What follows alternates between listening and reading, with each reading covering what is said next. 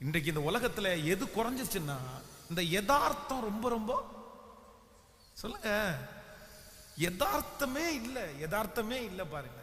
எல்லாத்துலயுமே கண்ணிங் மட்டும்தான் இருக்கே தவிர யதார்த்தமே இல்லை.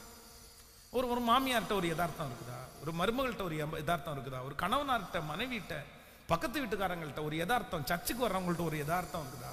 யதார்த்தமே இல்லைங்க. எல்லாம் ஒரு கண்ணிங்க தான் பார்க்குறது. இல்லை, நான் என்ன நம்புறேன் அப்படின்னு, நம்ம பேதன்னு நினைச்சா கூட பரவாயில்ல, நம்ம எப்படி இருப்போம்னா யதார்த்தமான ஒரு வாழ்க்கை. சரி, பரவாயில்ல பரவாயில்ல பரவாயில்ல பரவாயில்ல. எல்லாத்தையும் தப்பா நினைக்கிற ஒரு கூட்டம் இருக்கு பாருங்களேன். எல்லாத்தையுமே தப்பா நினைப்பாங்க. நின்னா தப்பு, எந்திரிச்சா தப்பு, உட்கார்ந்தா குற்றம், அப்படி தப்பாவே. இவன் இப்படி பண்ணிருப்பானோ, இப்படி இருப்பானோ. அதான் புறாக்களை போல கபடற்றவர்களாய் இருப்பது தவறல்ல. அது நீங்க ஒரு காரியத்துல எல்லாரையும் நம்புங்கன்னு சொல்லல. ஆனா அதே நேரத்துல நீங்க எல்லாத்தையுமே தப்பா பாக்குறது.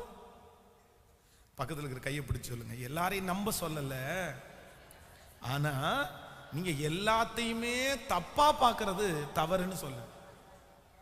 பேசினா உடனே தப்பா பேசுறானோ, தப்பா பாக்குறானோ, இந்த மெசமசக்கு தான் அர்த்தமோ, இது இப்படி இருக்குமோ, இது இப்படி இருக்குமோ. என்னங்க, அதுக்காக நீங்க பேதத்தனமா போய் சிக்கிக்காதீங்க அப்படின்னு சொல்லல. என்னவா இருக்கு, ஒரு 2-3 டைம் நடந்தான்னா நமக்கு தெரியும், நமக்கு கண்டிப்பா. ஆனா எடுத்த உடனே எல்லாரையுமே தவறாகும், அசுத்தமானாகும், பாவியாகவும் பார்க்க வேண்டிய அவசியம் என்ன வரவே மாட்டேங்குது நிறைய பேருக்கு. சத்தமா சொல்லுங்க, கேட்கல.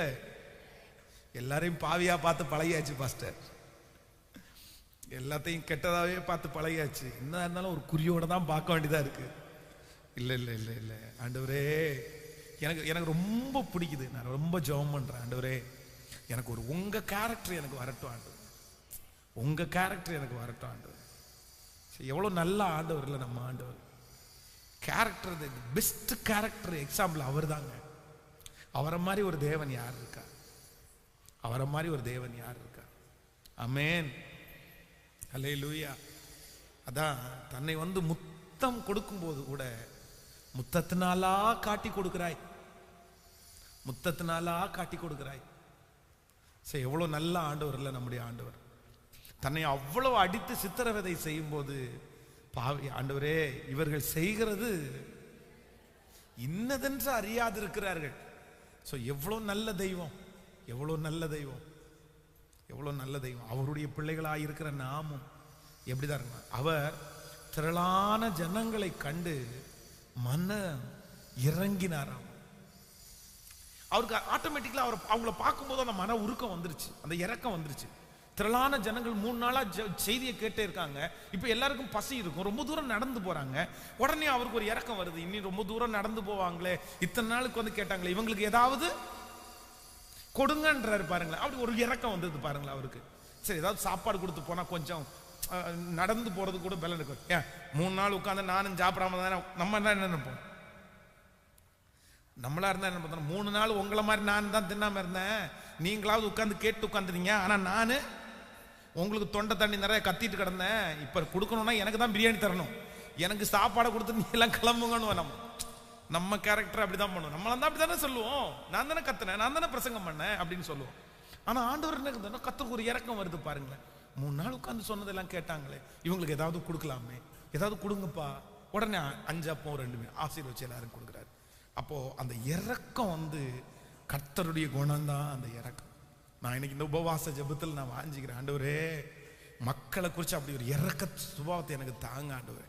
நான் அழணும் ஆண்டவரே ஜனங்களுக்காக, நான் திறப்புல நிக்கணும் ஆண்டவரே.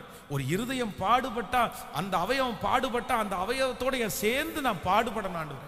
அவங்களுக்காக திறப்புல நிக்கணும், ஜெபிக்கணும். அந்த அபிஷேகத்தை எனக்கு தாங்கன்னு நான் பலிபீடத்திலிருந்து கேட்கிறேன். நம்ம ஒவ்வொருத்தருக்கும் கர்த்தர் அந்த ஆவியை கர்த்தர் வைப்பார். இதுதான் ஆண்டவருடைய பெரிய அபிஷேகம், அவருடைய குணம் அதுதான். அந்த குணத்தையே கர்த்தர் நமக்கு தருவார். அசுத்தத்தை களைந்து போட உதவி செய்வார். நம்முடைய இருக்கிற அந்த அசுத்தம் எல்லாம் மாறி போய் நம்மை சுத்தமாய், ஹல்லேலூயா, ஞான இருதயம் உள்ளவர்களாய், ஞான இருதயம் உள்ளவர்களாய், ஞான இருதயம் உள்ளவர்களாய், பழகிறதுல ரொம்ப ஞானம், வாழ்றதுல ரொம்ப ஞானம், மனத்தாழ்மை. சொல்லுங்க பார்க்கலாம் எல்லாரும் ஒரு 10 டைம் சொல்லுங்க, மனத்தாழ்மை. சொல்லுங்க, எல்லாரும் சொல்லுங்க பார்க்கலாம். மனத்தாழ்மை.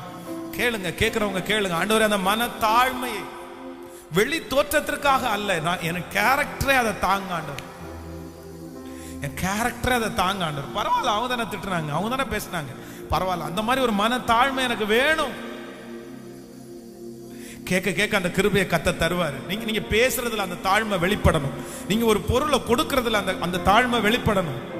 ஹalleluya, ஹalleluya, ஹalleluya, ஹalleluya, ஹalleluya. திருக்கரத்தால் தாங்கி என்னை திருசித்தம் போல் நடத்திடுமே, குயவன் கையில் களிமண்ணா அனுதினம் நீ வனைந்திடுமே, குயவன் கையில் களிமண்ணா அனுதினம் நீ வனைந்திடுமே.